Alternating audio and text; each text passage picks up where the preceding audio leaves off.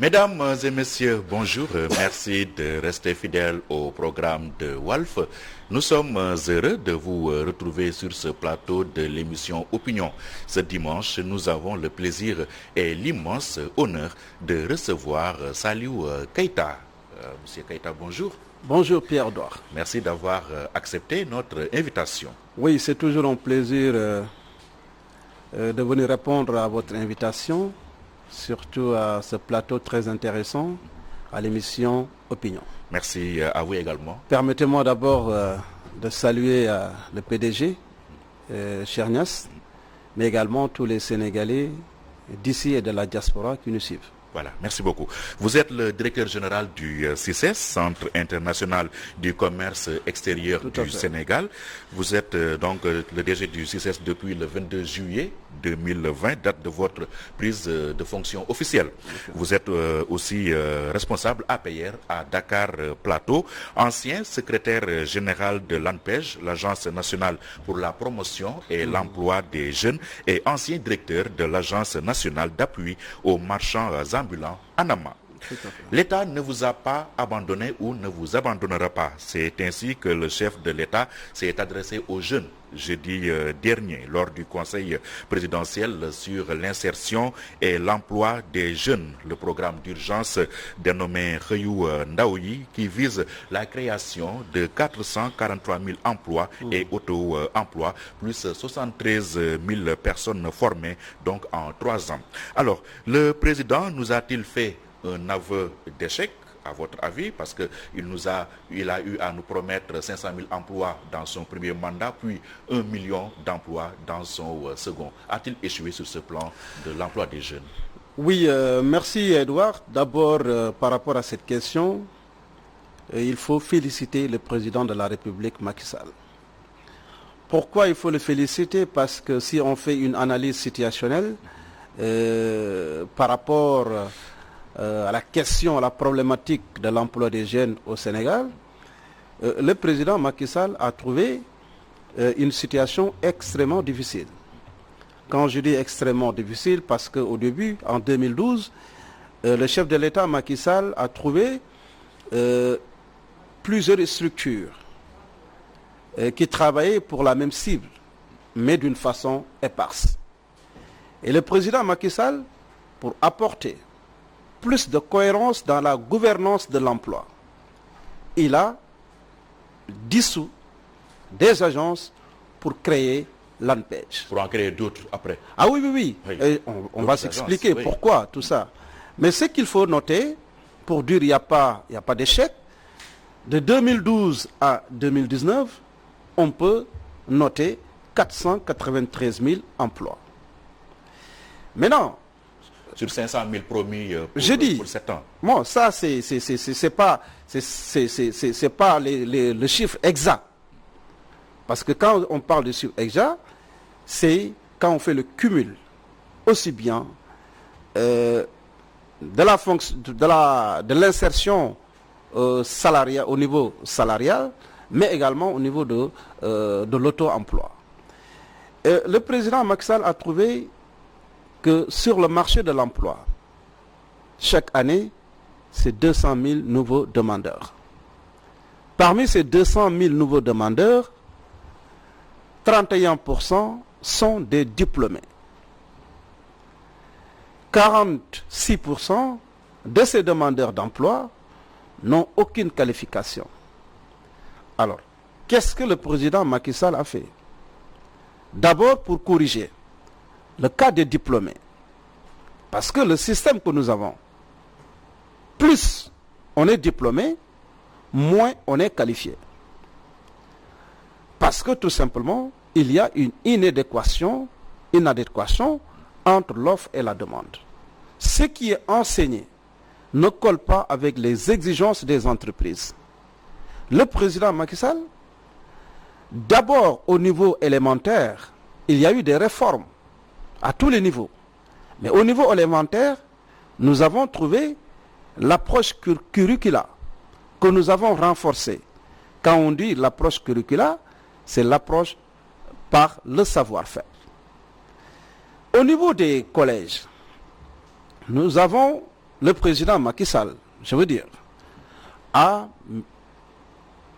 augmenté les blocs scientifiques. C'est important. Le nombre de lycées techniques qui ont été créés, les universités à vocation scientifique, les ISEC. Pourquoi? Parce que tout simplement, le président Macky Sall veut que les sortants de nos écoles de formation soient opérationnels, qu'ils puissent répondre aux exigences des entreprises. Ça, c'est un. Le président Macky Sall ne s'est pas arrêté là. Je vous ai dit que le nombre de demandeurs d'emploi qui arrivent sur le marché, les 46% n'ont aucune qualification. Aujourd'hui, c'est heureux de voir la tenue de ce conseil présidentiel. Je pense que la question de l'emploi, pour avouer ce conseil, ça veut dire la question de que les l'emploi, jeunes ne travaillaient pas. la problématique de l'emploi, c'est toujours posé dans notre pays, partout dans le monde. Aucun gouvernement n'est épargné. La question de l'emploi, c'est posé. On ne vous demande pas non plus le plein emploi. Oui, je sais. Oui, mais il y a un strict nécessaire. Je dis encore une fois, l'État n'a pas la vocation de créer des emplois. Et pourtant, c'est le candidat qui promet des emplois quand il veut être élu président. Oui, Oui. parce que tout simplement, les conditions, l'État doit mettre en place les conditions pour une meilleure insertion des demandeurs sur le marché. L'article 25 de la Constitution sénégalaise est très clair, que l'État doit mettre en place le dispositif qu'il faut.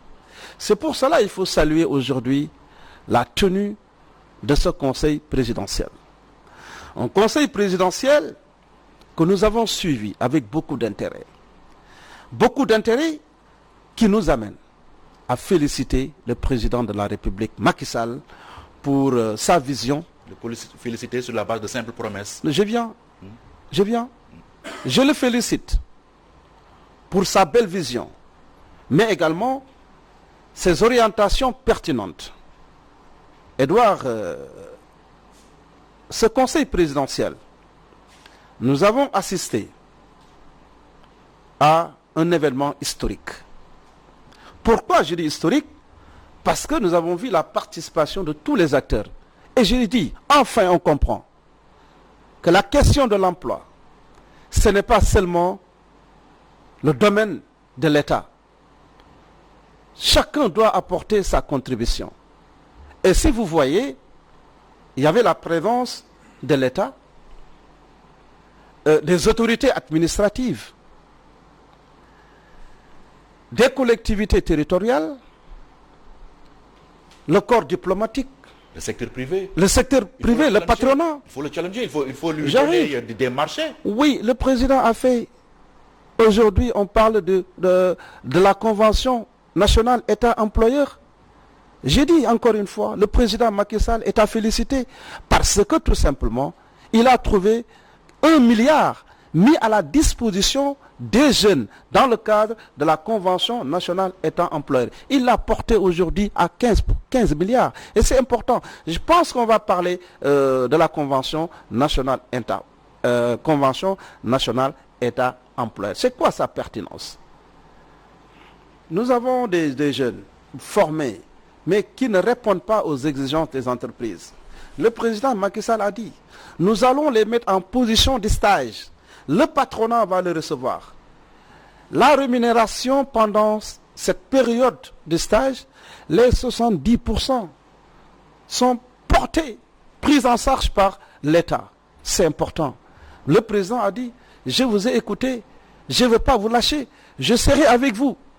Et le président Macky Sall, ce qu'il faut dire, c'est de saluer aujourd'hui le processus de préparation de ce conseil présidentiel. C'est important. Pourquoi c'est important? Parce qu'il y avait tout simplement une série de consultations dans tous les départements du Sénégal, les CDD, dans toutes les régions du Sénégal, au niveau de la capitale régionale, les CRD, avec la participation de tous les acteurs locaux, y compris les jeunes. Parce qu'également, il y a eu un élément déclencheur. Mais c'est important. Les manifestations du important. mois de mars. C'est important. Il ne faut pas l'occulter dans l'analyse. Oui, c'est pour cela que je dis. personne ne doit dire qu'il va capitaliser ces manifestations. Ces manifestations, en tout cas, il faut en faire une lecture positive pour dire que tout est parti d'un fait.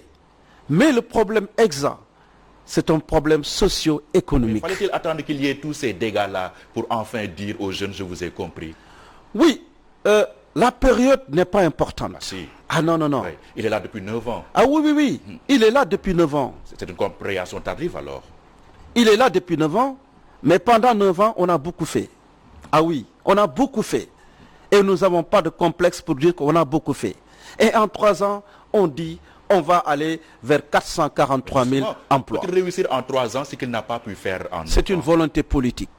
C'est une volonté politique. La volonté ne suffit pas. Il faut toujours se donner les moyens de la matérialiser. C'est pour cela que je dis, les acteurs qui ont participé à ce conseil présidentiel doivent répondre au slogan, matérialiser ce slogan.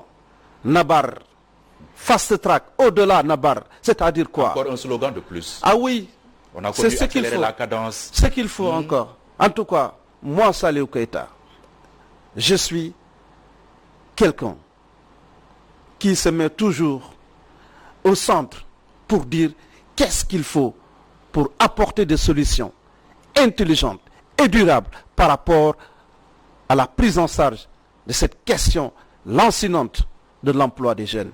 Le président Macky Sall, rien n'est trop tard. Quand il parvient à réunir tous ces acteurs, quand on parvient dans toutes les régions du Sénégal, réunir tous les acteurs, une approche inclusive et participative pour définir la cartographie des potentialités économiques des régions, mesurer les acquis. Qu'est-ce que les conseils des ministres décentralisés ont servi? Je vais venir. Non, je ne suis pas. On va venir vers ça. Oui. Je dis si aujourd'hui. Non, je veux que cette cartographie-là, alors qu'on nous a à grand renfort de publicité. Je dis encore. Les conseils des ministres décentralisés. Non, attendez, c'est deux choses différentes. Aujourd'hui, on peut parler de ces CRD dans le cadre de la préparation de ce conseil, parce qu'on parle avec des jeunes. Aujourd'hui, c'est la cartographie quand même des acquis. L'identification des contraintes, mais également dégager des perspectives. Et vraiment, il y a eu des recommandations fortes qui ont été faites à l'issue de ce conseil présidentiel. Vous avez parlé des conseils, conseils de ministres décentralisés, mais le président Macky Sall n'est pas partout. Il ne peut pas être partout. S'il vous délègue des pouvoirs, c'est à toi de servir le pays, de servir le Sénégal, servir la nation, mériter la confiance du président de la République. Comment se mettre à la tâche? C'est pour cela, je dis encore une fois, ce qu'il faut aujourd'hui, c'est d'aller très vite à la matérialisation de ces recommandations. On a parlé de, d'un séminaire gouvernemental. Ah oui, c'est important. Il faut que les départements ministériels s'approprient de ces recommandations pour aller très vite. Mais également, Pierre, vous savez, dans chaque ministère, chaque département ministériel, mais il y a combien de projets, combien de programmes à vocation, de programmes qui peuvent vraiment, où il y a des niches d'emploi extraordinaires. La question de l'emploi, il faut que vraiment ça soit pris en charge de façon plus responsable. Oui, justement, parce que jamais autant de mécanismes dédiés au financement et à l'accompagnement des jeunes n'ont existé au Sénégal que sous le président Macky Sall. L'ANPEJ, vous avez eu à être le secrétaire général, le FONGIP, Conté même devient fastidieux. Malgré tout, le problème reste entier. Ouais. Comment faut-il l'expliquer? Le problème reste entier, le problème restera entier. Parce que tout simplement, je vous ai dit que chaque année, le nombre de demandeurs qui arrivent sur le marché, mais l'offre ne dépasse pas 60 000. C'est pour cela, encore une fois, Pierre, le président Macky Sall est à féliciter quand l'orientation va vers la promotion de l'entrepreneuriat. L'entrepreneuriat avec ses effets multiplicateurs pour insérer le maximum de jeunes. S'il y a sur le marché de l'emploi, chaque année, c'est 200 000 nouveaux demandeurs. Ça, vous le saviez déjà. L'offre ne dépasse pas 60 000. C'est prévoir, dit-on. Oui, l'offre ne dépasse pas 60 000. C'est pour cela qu'il faut saluer les initiatives du président de la République avec la création de l'ADER. Parce que tout simplement, c'est plus de 140 000 jeunes. Qui fait l'objet de controverses. Ah oui, parce que tout simplement, leurs intérêts sont menacés. C'est des gens qui pensent que oui, l'ADER, on doit prendre les fonds et puis, ce n'est pas des fonds politiques. L'ADER, ce n'est pas des fonds politiques. L'ADER, ce n'est pas l'ADER de l'Alliance pour la République. Ce n'est pas l'ADER du Parti Socialiste. C'est l'ADER des Sénégalais, jeunes et femmes, donc, qui ont des projets bancables. Mais l'État, à travers l'ADER, à travers les structures dédiées à l'emploi, doit identifier ces jeunes demandeurs d'emploi, les accompagner, mettre en place leur business plan et leur apporter le financement qu'il faut. Donc certains responsables de l'APR ou même de la mouvance présidentielle de manière générale en veulent à l'ADER parce qu'ils voudraient que l'ADER constitue une sorte de vache laitière pour eux. Ils ont tort. Et c'est pour cela que je comprends le président Macky Sall qui a félicité l'ADER devant tout le monde. Vous savez, je suis politique. Mais l'instrument de l'État qu'on met à votre disposition pour servir les Sénégalais, il ne faut pas l'utiliser politiquement. Moi, je suis contre de tout ce qui est clientélisme politique. Je suis contre de tout ce qui est népotisme. Il faut mettre les hommes qu'il faut à la place qu'il faut. Ça, c'est d'abord un. Oui. Mais également, il ne faut pas dire, ce jeune ne fait pas partie de mon parti, ne fait pas partie de notre organisation, il doit être mis à côté. C'est de la discrimination qui ne dit pas son nom. Le président Macky Sall, c'est le président de tous les Sénégalais. Quand on est DG de l'ADER, de l'ANPEJ, des 3 FPT, on est DG de tous les jeunes Sénégalais, quelle que soit leur appartenance politique. Pour certains responsables de l'APR, le poste de coordonnateur ou le directeur de l'APR donc doit revenir en quelque sorte à un militant de l'APR. Je félicite mon ami et frère, le délégué Pape Sarr de l'ADER. À sa place, je vais faire pire que lui. Ah c'est-à-dire... Oui. J'aurais dû faire quoi? Ah oui, utiliser les fonds à bon escient. Que c'est quoi à bon escient? Je ne me permettrai pas de faire de la politique avec ça. Le moment de la politique viendra, on fera. Le président Macky Sall est là. Il l'a toujours dit d'ailleurs. Je suis le président de tous les Sénégalais.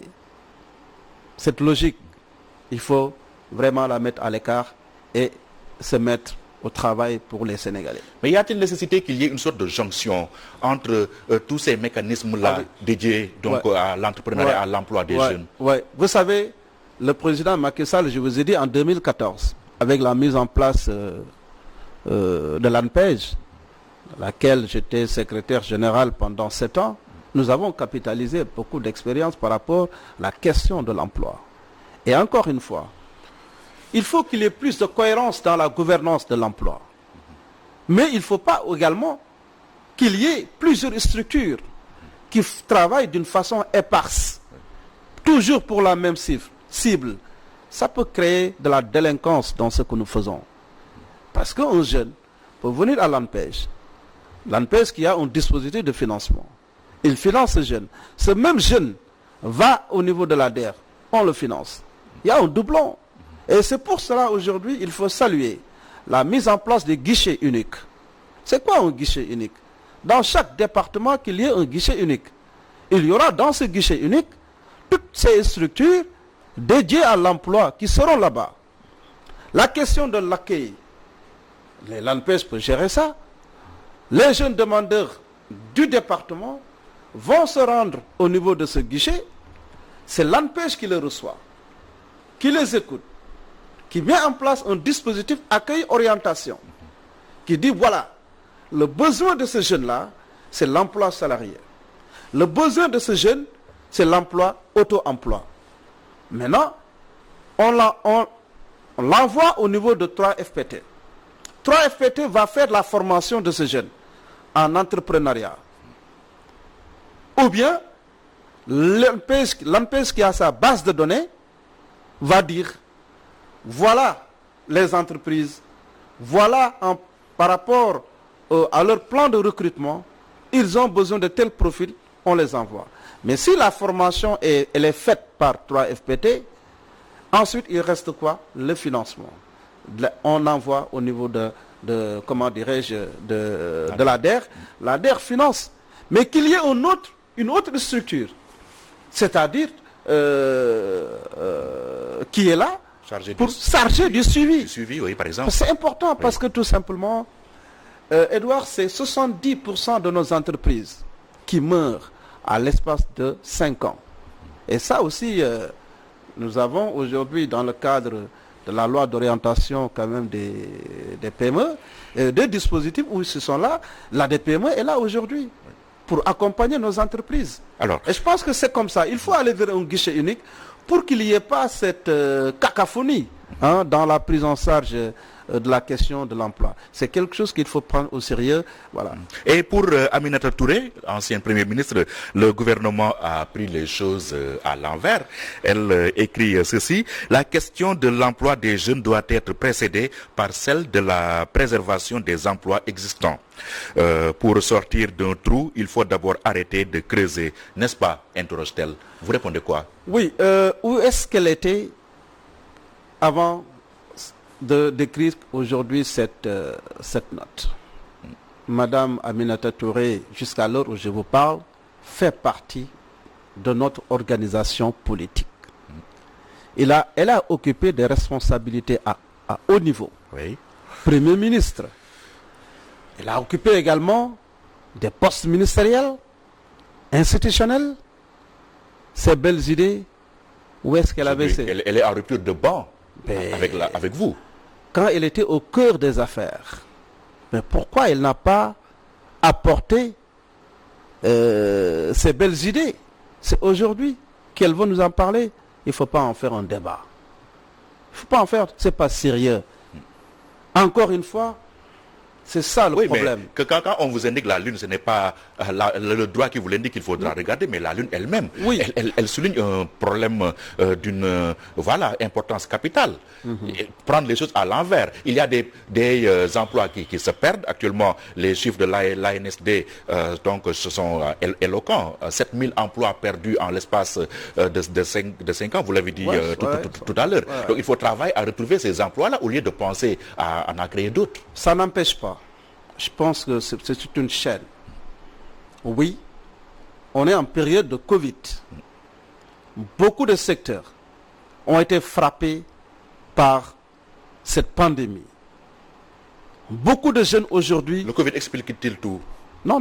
Ce n'est pas un problème plus structurel que conjoncturel. Oui, je suis d'accord avec vous. J'ai dit encore une fois, on parle de ce moment T. On parle de Covid. Covid, cette pandémie qui a fait perdre beaucoup d'emplois. Vous avez parlé également des manifestations. Ces manifestations, aujourd'hui, il y a eu quand même des pertes d'emplois.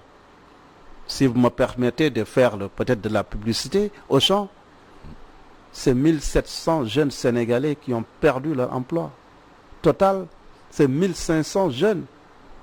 Alors, vous pensez qu'on a croisé les bras? On a vu Madame le ministre Assome Diatta, que je félicite également au passage, qui est mon ministre, qui fait un excellent travail, mais qui est allé au chevet maintenant de ces structures pour véritablement voir comment accompagner ces jeunes qui ont perdu quand même leurs emplois. Mais si ce qui est important aujourd'hui de dire, c'est oui, on va tenir compte des emplois qui ont été perdus, mais également, il ne faut pas croiser les bras parce que l'avenir aussi nous attend. C'est ça le problème de fond. Consolider d'abord l'existant. Oui, mais on est dans ça. On est dans ça. Aujourd'hui, on est là pour consolider ces acquis. C'est pour cela que je te dis, il faut saluer, dans le cadre maintenant du Conseil présidentiel, saluer le processus avec des séries de consultations. Et ces séries de consultations qui ont permis aujourd'hui de mesurer les acquis Mais quand je dis les acquis, c'est voilà, aller vers la consolidation de ce qui est là, des potentialités économiques, mais également d'identifier des contraintes au niveau local et aller vers ce qu'on appelle des perspectives. On parle de la territorialisation. Le président Macky Sall a été très clair. Aujourd'hui, si vous prenez les collectivités territoriales, elles ont 9 compétences transférées. Mais Edouard, l'emploi n'est pas une compétence transférée aux collectivités territoriales. C'est l'une des jeunes oui, d'ailleurs. j'ai bien. L'emploi n'est pas une compétence transférée aux collectivités territoriales, mais les collectivités territoriales, dans le cadre de la mise en œuvre de ces compétences, elles devraient travailler dans une approche emploi. Je m'explique. L'État aujourd'hui a de grands projets d'utilité publique. Je parle du PUDC. Je parle de la Puma, le Puma, ouais, la PUDC, et quoi encore. Tous ces projets d'utilité publique, combien de jeunes sont là, demandeurs d'emploi? Promoville. Ces jeunes demandeurs d'emploi qui n'ont aucune qualification. Mais ces projets ont des volets formation.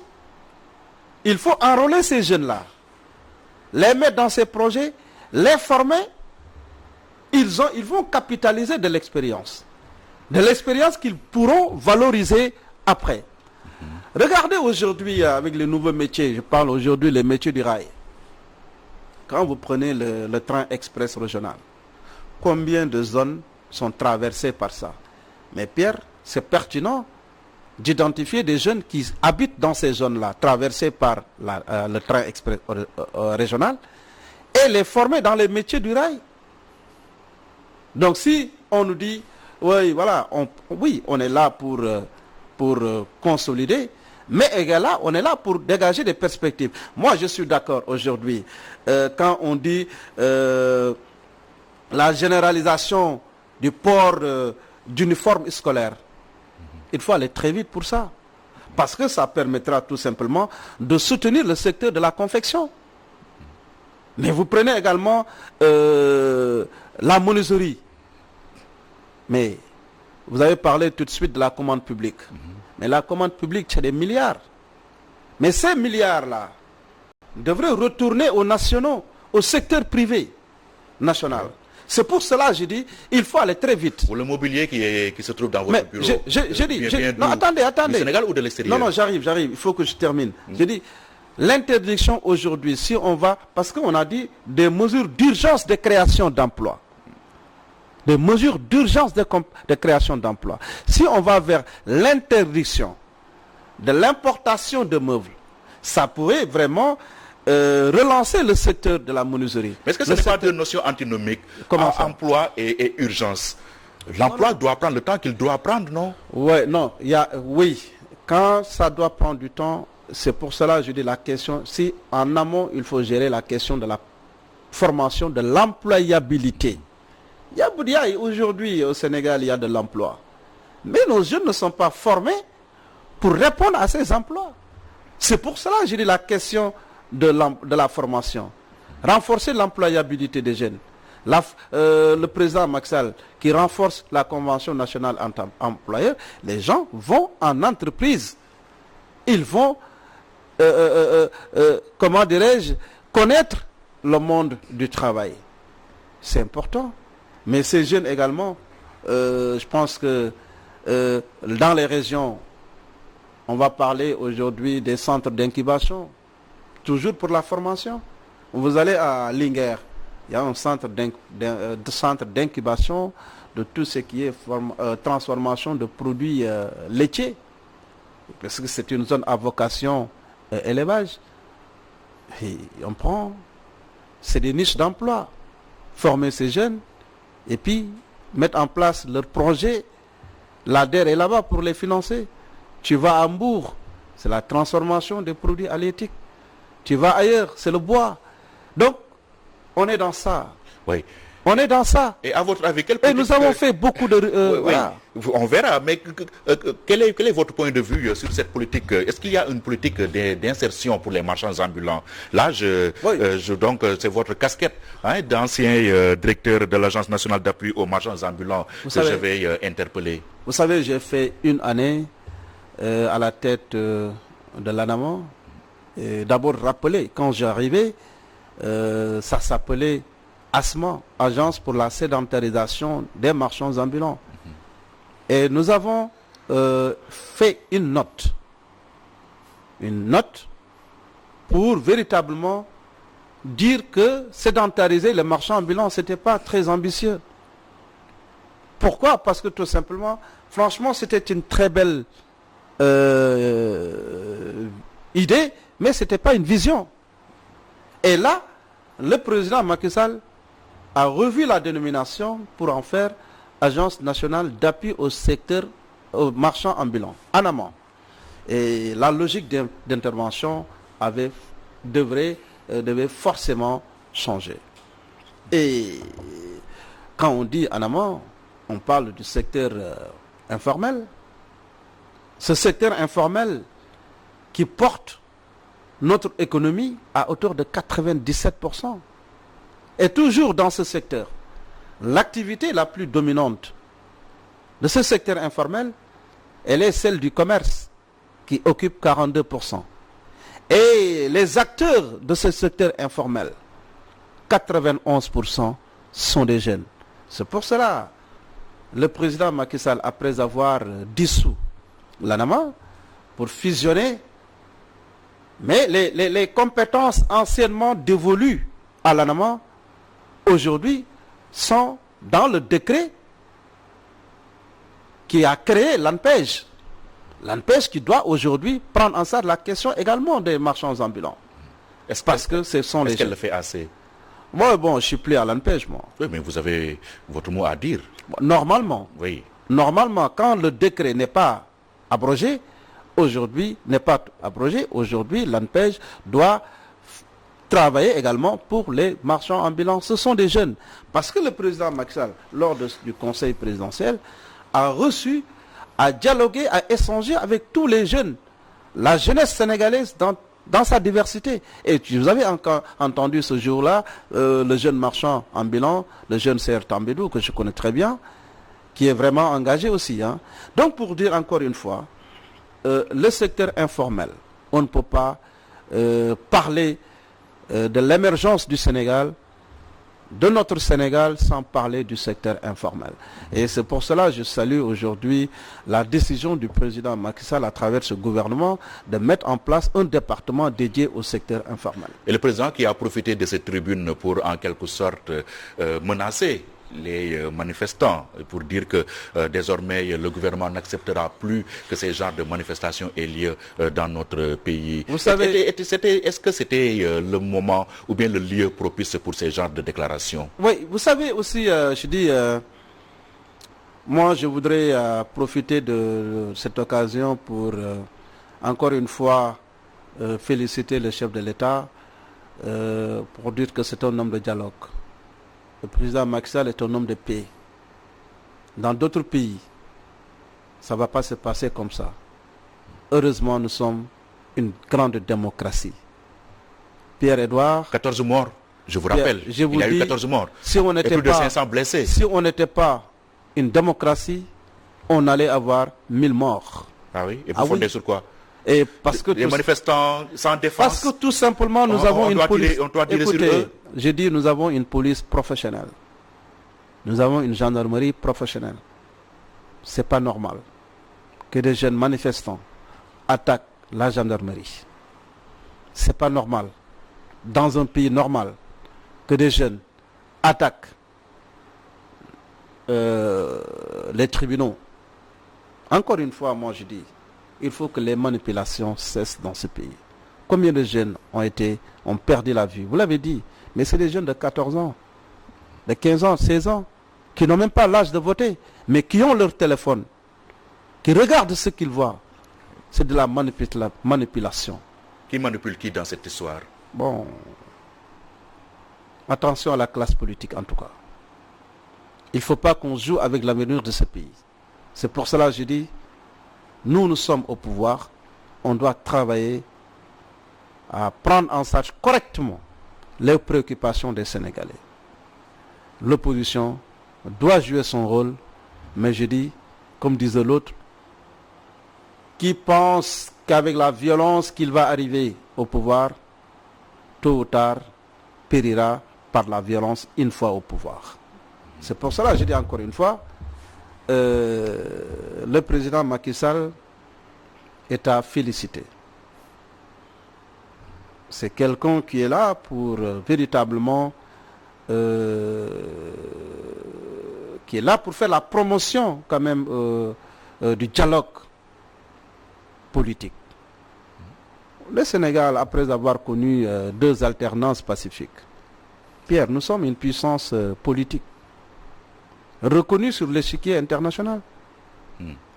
La seule chose qui nous reste aujourd'hui au Sénégal, c'est de travailler.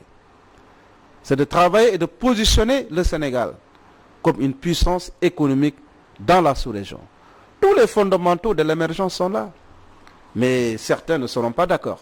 Mais le Sénégal est un pays de démocratie, de paix et de stabilité politique. Alors, parlons à présent de ce panier de crabes qui est devenu l'APR à Dakar. Vous êtes responsable APR à Dakar Plateau. Il y a une bataille sans merci pour le contrôle de Dakar entre Mambay Niang, Abdoulaye Diouf Sarr et même Amadou Ba et tant d'autres. Quel est votre point de vue sur cette histoire-là? Oui, ils sont tous des variables. C'est qui la constante? C'est le président Macky Sall. Pourquoi je le dis? Parce que tout simplement, c'est le président Macky Sall qui est élu par les Sénégalais. C'est lui qui distribue les cartes. Les Wolofs disent Balanga ne nam nefa. Donc moi je pense que ce qui est important, les ambitions, oui, nous avons des ambitions. Mais à l'interne, il ne faut pas que les gens se déchirent comme ça, qu'on s'entre-déchire, quoi. On doit se donner la main. Travailler pour les Dakarois. Travailler pour les Sénégalais. Travailler pour mériter la confiance du président de la République. Le président, il doit siffler la fin de la récréation? Oui, il l'a toujours fait aussi. Il l'a toujours fait, mais comme tu dis, l'être humain, c'est l'être humain. Hein. Quand tu te comportes comme ça, le président Macky Sall est loin de toi. Mais en tout cas, c'est désolant de voir certains comportements. Vous avez vu ce qui s'est passé avec des enseignants. Un enseignant, c'est qui? Un enseignant, c'est pas n'importe qui. Hein. Mais des enseignants qui s'insultent. C'est pas normal. En tout cas, une fois, je dis, oui, si vous dites on doit mettre fin à la récréation, oui, le président Macky Sall a toujours mis fin à la récréation, mais le comportement des uns et des autres, voilà. Mais faut-il y voir une ambiance de fin de règne? Non, je ne pense pas. Je ne pense pas. Pourquoi vous voulez parler d'une ambiance de fin de règne? Ça court dans tous les sens. Ah oui, non. Présidentielle. Mais un parti au pouvoir, c'est toujours comme ça, a toujours été comme ça. Un parti qui est au pouvoir, une coalition qui a duré depuis 2012, les ambitions sont là. Et ça, pour moi, c'est la guerre des ambitions, c'est tout. Hein. C'est pas autre chose. Et c'est normal dans un parti politique. Voilà. Et vous, quelles sont vos ambitions pour Dakar? Moi, mon ambition aujourd'hui, par rapport à tout ce que j'ai capitalisé dans le cadre de mon parcours politique et administratif, académique et tout, mon ambition, c'est de servir mon pays, mais servir ma localité Dakar Plateau. Dakar Plateau qui m'a tout donné. Aujourd'hui, être maire de Dakar Plateau m'intéresse. Vous aurez fort à faire. Oui, être maire de Dakar Plateau m'intéresse. Ah oui, il y a Alundoy que je félicite aussi. Hein. Il y a Alundoy que je félicite parce que tout simplement, il fait du bon boulot à Dakar Plateau. Tout récemment, il a, dans le cadre aujourd'hui des collègues, des mairies, des communes à pleine, je ne sais pas le terme encore, Alundoy vient de recruter des jeunes de Dakar Plateau. C'est à saluer, c'est important. Et moi, quand tu fais du bon boulot, je dis tu fais du bon boulot. Malgré tout, vous lorgnez son fauteuil. Oui, Parce qu'on peut faire mieux. Ils pouvaient faire mieux parce que tout simplement quand tu viens à Dakar Plateau, Dakar Plateau c'est la capitale de la capitale. Dakar Plateau c'est des potentialités énormes. Dakar Plateau c'est des jeunes qui sont là-bas qui chôment. Dakar Plateau c'est des femmes qui sont là-bas qui chôment. Dakar Plateau c'est un quartier où explose la pauvreté. C'est pour cela avec le budget de Dakar Plateau, c'est plus de 8 milliards. Ce qu'il fait, il pouvait faire 1000 fois mieux encore que ça.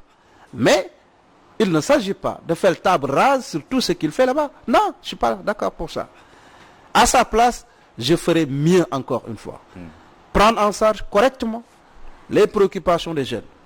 Prendre en charge la préoccupation des femmes. Mais venez à Dakar Plateau. Mais c'est délabré. Hein? Allez, c'est l'occupation anarchique et illégale. Qu'est-ce qui est fait? Rien n'est fait. Allez dans les coins, recoins de Dakar Plateau. Sandiniéry, rue Glaçon, Escarfé, Tolbiac. Mais tu n'as même pas là où garer ta voiture. C'est du laisser aller. Quand on occupe des responsabilités, on doit assumer. Quand on occupe des responsabilités, on doit assumer. Des jeunes diplômés qui ne font rien. Tu vas aller dans les écoles. J'ai dit approche emploi. Dans le cadre de la mise en œuvre des compétences qui sont transférées. Des jeunes diplômés infirmiers. Mais tu mets au niveau des écoles la politique de l'infirmerie scolaire. Combien de jeunes sont diplômés qui chôment? Mais tu mets en place le tutorat. Après les heures normales de cours, on peut les encadrer. Encadrer les enfants pour qu'ils ne les voient pas dans la rue comme ça. Mais toujours, par rapport à chaque compétence transférée, on peut en faire des niches d'emploi. C'est pour cela que je dis encore une fois, et surtout que Dakar Plateau nous intéresse. Dakar Plateau a un administré de luxe, à savoir le président de la République. Oui, effectivement. Oui. Le président mais même au-delà même avec le président de la République, combien d'institutions sont à Dakar Plateau?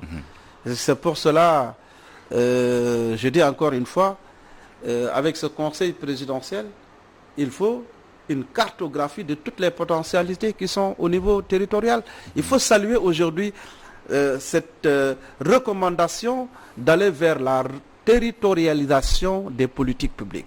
Venez à Dakar Plateau, on doit avoir aujourd'hui la cartographie des potentialités, avoir une idée sur les contraintes pour le